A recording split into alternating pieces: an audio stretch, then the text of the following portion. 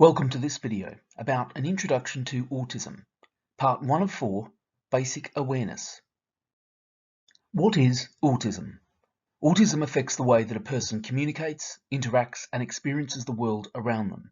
It occurs across the range of intellectual abilities and social, cultural, and economic backgrounds.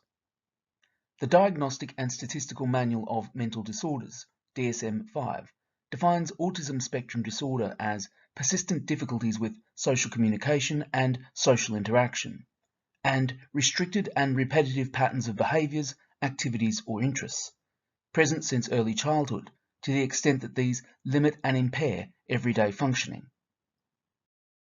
Diagnosis. In DSM-5, the singular term autism spectrum disorder is used. This is the diagnosis given by community paediatricians. Terms such as high functioning, low functioning, and Asperger's syndrome are not used in the DSM-5. Autism and girls. Autism is more common in boys than girls. Until recently, there was thought to be a large gender gap in autism, but researchers today now propose a gender ratio in autism that is closer to 2 to 1 boys to girls. There is increasing evidence that autistic girls are being missed, particularly if they are not presenting with obvious learning or behavioural problems. Girls also tend to mask from a young age and copy social behaviours. We will explore autism and gender more in the next video. Main areas of difference. Autism is marked by differences in 3 main areas: social understanding and communication, flexibility, information processing and understanding, and sensory processing and integration. Autism affects a person biologically, and this in turn influences how the person processes and experiences the world, whilst their development and experience will also be shaped by how they are supported and educated. Autistic pupils have differences in the way they communicate, understand, and use language. They engage in social life from a different perspective. Social understanding and communication. Autistic people often have difficulty reading other people, recognizing or understanding others' feelings and intentions, and expressing their own emotions. This can make it very hard to navigate the social world and cope in social situations. Autistic people also find it difficult to put themselves in someone else's shoes and predict what will happen in social situations. This is known as theory of mind. Autistic people have difficulties with interpreting both verbal and non-verbal language, like gestures or tones of voice. Some autistic people are unable to speak or have limited speech, while other autistic people have very good language skills but struggle to understand sarcasm or tone of voice. They may appear aloof, passive, unusual, or over-polite. Social understanding and communication. The pupil might have difficulties in terms of both receptive communication and expressive communication. Receptive communication includes understanding the following: words and phrases, body language, tone of voice, and facial expressions. Expressive communication includes being able to express what the pupil wants or needs, whether that is by using speech or nonverbal means. Social understanding and communication. Autistic pupils can have both strengths and differences in social communication. Andy has well-developed language, for example, but has become very good at masking his communication and language difficulties. Maria has extensive vocabulary, but struggles with engaging in social contexts and interaction. She finds it difficult to understand nonverbal communication, such as eye contact, facial expressions, and body language. Anwar communicates his needs by using symbols, but does not use spoken communication. Flexibility, information processing, and understanding. With its unwritten rules, the world can seem a very unpredictable and confusing place to autistic people. This is why they often prefer to have routines, so that they know what is going to happen. This can be referred to as repetitive and restrictive behaviour. Changes to routine or unexpected events can be very distressing to them. Autistic people gain huge pleasure from focusing on their special interests and talking about these topics. Safe also to talk about because they might not know how to talk about other subjects. They might find it difficult to be motivated by topics that aren't a special interest. They can also become so engrossed in particular topics or activities that they neglect other aspects of their lives. Autistic people often have differences in their processing speed.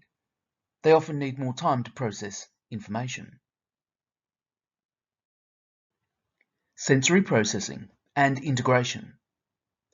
It has been recognised that in almost all cases, autistic individuals experience sensory differences. They may experience over or undersensitivity to sounds, touch, tastes, smells, light, colours, temperature, or pain. Sensory processing and integration differences include hypersensitivity, which is heightened senses leading to sensory overload, and hyposensitivity, which is a dulling of the senses, so the individual seeks sensory input. Autistic people may also repeat movements, for example, hand flapping, rocking, or the repetitive use of an object, such as twirling a pen or opening and closing a door. They often engage in these behaviours to help calm themselves when they are stressed or anxious. We will discuss this later, or as a self-regulation response to hypersensitivity. Many autistic people do it also because they find it enjoyable. Sensory processing and integration. Sensory processing differences can also lead to strengths.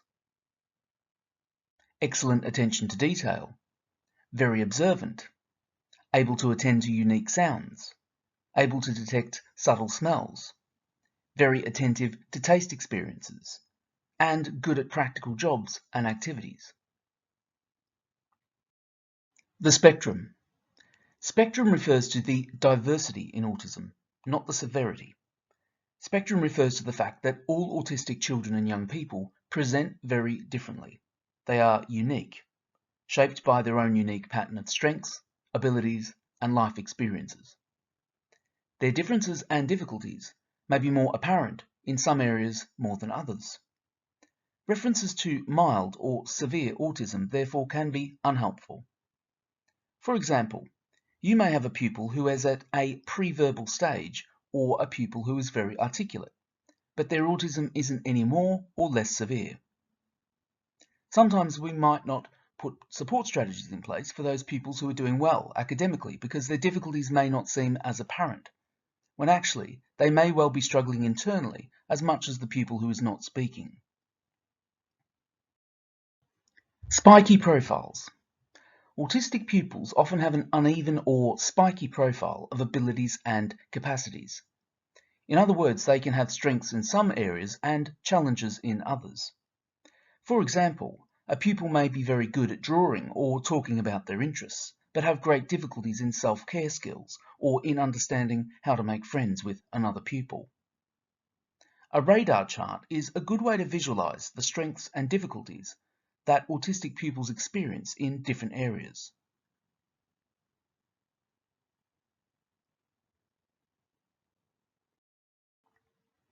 This infographic presents a number of co-occurring conditions.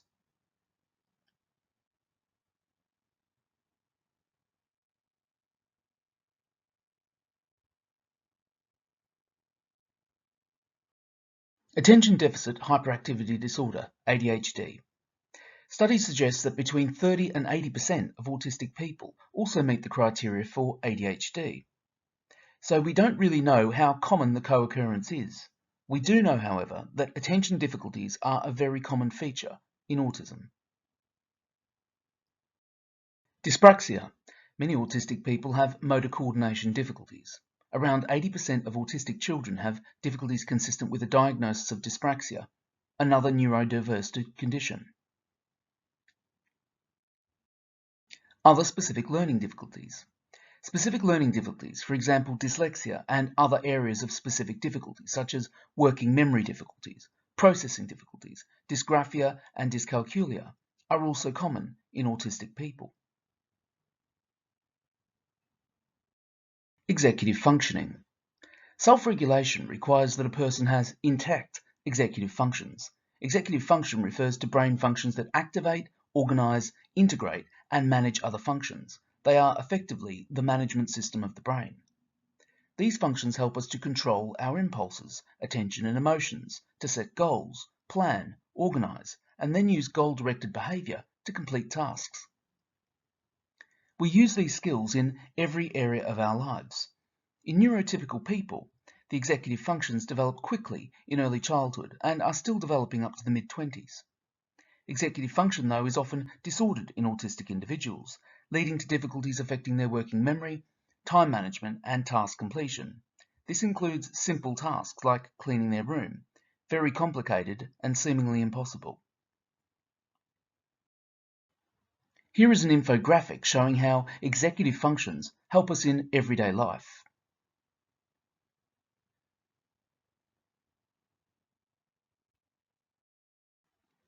And here is an infographic showing how executive functions are useful for pupils when in school.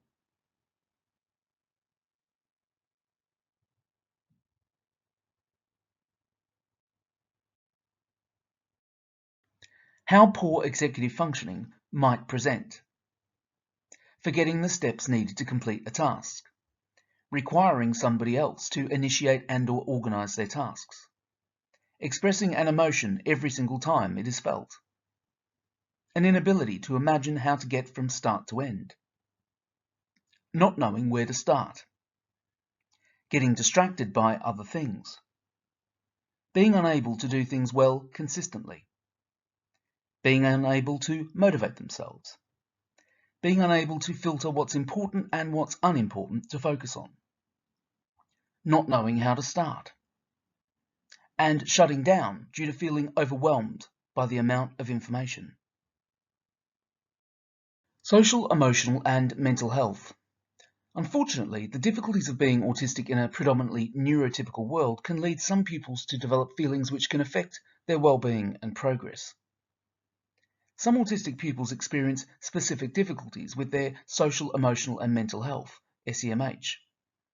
Other than ADHD, this can include difficulties with mood, eating disorders, gender dysphoria, and obsessive-compulsive disorder. Alexithymia. Alexithymia is an inability to identify and describe feelings. It is very common in autism.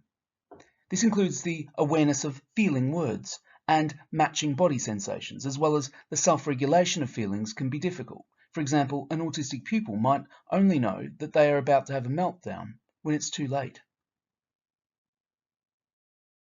Anxiety. Although not part of the diagnostic criteria, anxiety is a real difficulty for many autistic people, particularly in social situations or when facing change. Put simply, autistic people find it generally difficult to understand that others have different thoughts, feelings, beliefs, and intentions from their own, the theory of mind we have referred to earlier. Therefore, people become unpredictable, which makes the world around them an unpredictable place, which leads to anxiety. Unable to predict situations equals an unpredictable world equals anxiety. Reasons for heightened anxiety.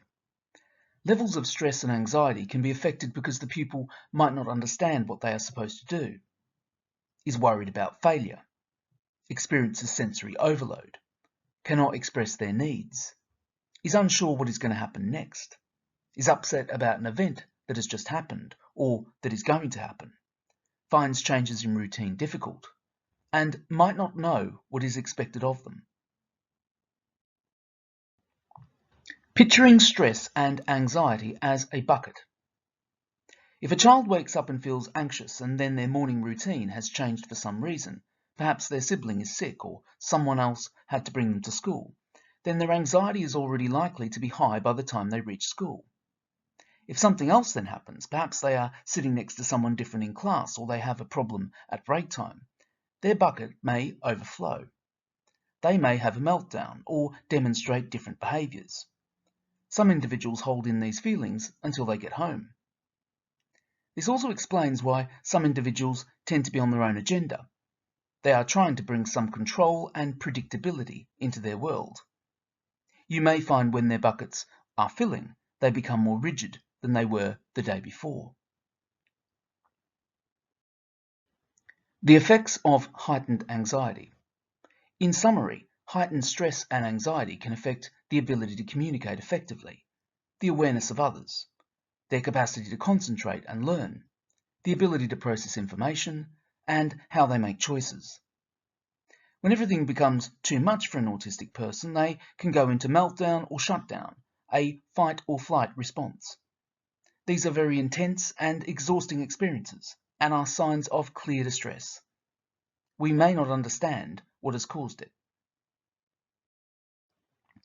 They don't seem autistic.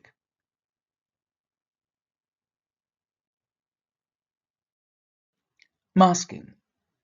Many of us have had times when parents have shared that their child is having huge meltdowns at home. It comes as a total shock to the school, as in school the child appears fine and almost the perfect student. This is typical of masking, and it can be difficult to spot. Masking is when a child copies the behaviours of those around them in order to fit in a response to the person's awareness of negative responses received when acting as their autistic self. They have been knowingly or unknowingly punished for it, so develop behaviours to avoid being their true self in front of others. Masking is thought to be more common in girls, but many autistic boys also mask. Masking is exhausting and stressful. It builds up over the day and can lead to severe distress when the person returns home, with meltdowns or other difficulties impacting on the whole family. It can be difficult for schools to see the difficulties because, by their nature, they are often very well hidden. Autistic identity. Modern thinking views autism more as a different way of being rather than a deficient or disordered way of being. Autistic people are not neurotypical people with something missing or something extra added on. They are different. If we are serious about equality and inclusion within any area, then we must first of all understand that difference. Many autistic individuals feel that autism is an inherent part of their identity, like their nationality, faith, sexuality, gender, etc. They don't have autism, it is just who they are.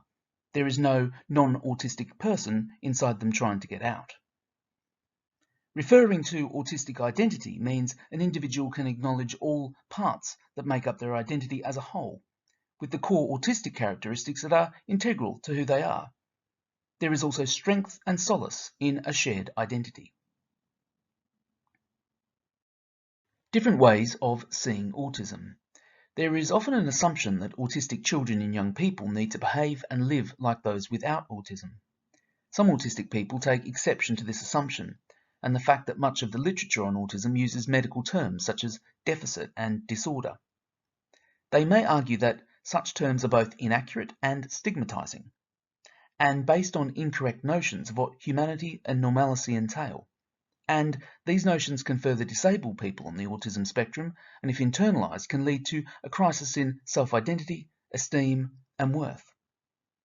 Some autistic people also want to retain the term disorder to explain their difference.